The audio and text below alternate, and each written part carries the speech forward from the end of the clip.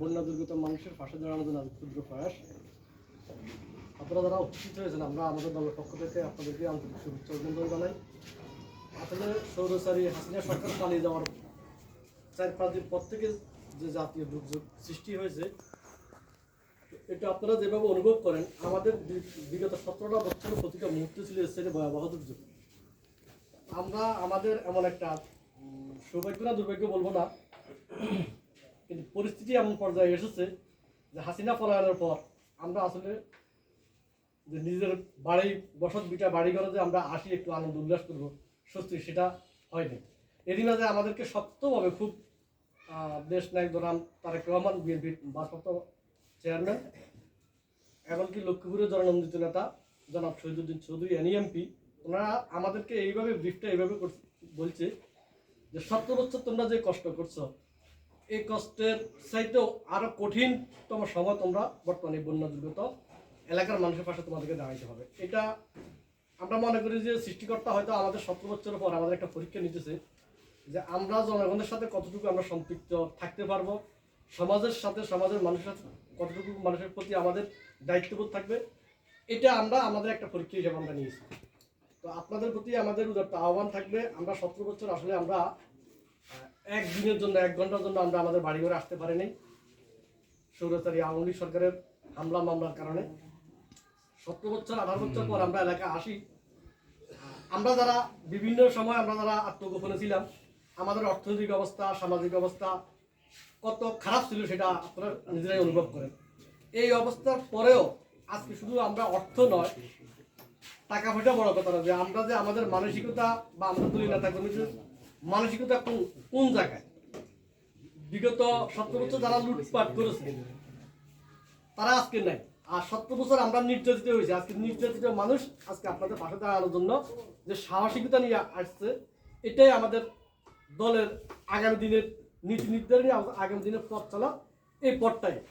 তো আমি ইনশাল্লাহ নিজে, এমনকি আমাদের নেতৃবৃন্দ যেটা মনিটরিং সেল থেকে যেটা মনিটরিং করা হচ্ছে, আমাদের সকল জায়গাতে আমি দেখেছি, এমনকি বিভিন্ন এই যে ত্রাণ, বিভিন্ন আপনার আশ্রয়কেন্দ্রগুলোতে আমি হতবাক হয়ে গেছি যে আমাদের সহযোগিতা অনেক স্বেচ্ছাসেবকরা খায় না, বাড়িতে যায়। আমি বললাম এটা তো তোমাদের তো পরিশ্রম করতেছ, বাড়িতে আসে রান্না বান্নার দরকার। অনেকে কিন্তু এরকম, এই যে তাদের ভিতরে যে সংশোধনী, এই যে আপনাদের প্রতি 17 বছর আমি মনে করি যে আমরা যেরকম নির্যাতিত হয়েছি, এই নির্যাতনটাকে আমরা অনুভব করার কারণে আমাদের নেতাকর্মীরা আপনাদের পাশে দাঁড়ানোর চেষ্টা করছে।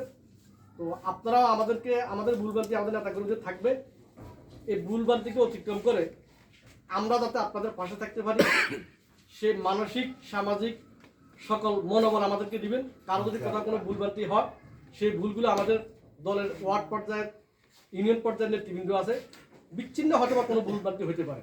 আর আরেকটি বিশেষ কথা আপনাদেরকে বলে দিই, আপনারা সজাগ থাকবেন। বন্যা পরে বন্যা কিন্তু এখনো শেষ হয়ে যায়নি, বন্যার চাইতে আরো ভয়াবহ এখনকার যে অবস্থা, এটা আরো কঠিন। কারণ মানুষের যা যা দৈনন্দিন যে কাজকর্ম ছিল, এগুলো সব কিছু বন্ধ হয়ে গেছে। বন্যা পরবর্তীতে একটা হাহাকার চলেছে একটা শ্রেণীর ভিতর। এরই সুযোগে এলাকাতে যারা পালিয়ে গিয়েছে বর্তমানে, এরা সামাজিক বিশৃঙ্খলা করার চেষ্টা করবে। এদের সাথে নামদারি কিছু লোকজন সমাজে ঘুরে ফিরে। এখন আমি 17 বছর এলাকায় নাই, আমি তো অনেককে চিনি না কে কোন দল করে। এই সুবিধাবাদী থেকে আপনারা সতর্ক থাকবেন। এমনকি এদের ব্যাপারে যদি কোথাও যদি অসামাজিক কোনো কার্যকলাপ কোথাও আপনাদের চোখে যদি পড়ে, সাথে সাথে আপনারা আমাদের নেতৃবৃন্দকে জানাবেন। এমনকি আমরা মনে করি আমরা কিন্তু এখনো ক্ষমতা আসিনি, আমরা 17 বছর পর এখন হাসিনা পদত্যাগ করেছে, আমরা এখন এক স্থিতিশীল পরিবেশ আমরা চাইছি। আর আমাদের দলের পক্ষ থেকে আমাদের প্রতি নির্দেশনা এইটা যে এই সময়টা ঠিক পরীক্ষার পূর্বের 1 সপ্তাহ কিংবা পরীক্ষার পূর্বের রাত্রে একটা ছাত্র যেভাবে তারপরে যে তার মানসিক প্রস্তুতি নেয় পরীক্ষার ফলাফলটা সেইভাবে আমাদের এখন পরীক্ষা চলতেছে। আগামী কিছুদিন পর নির্বাচন হবে, নির্বাচন হওয়ার পর নির্বাচনের মাধ্যমে রাষ্ট্রীয় ক্ষমতা নির্ধারণ হবে।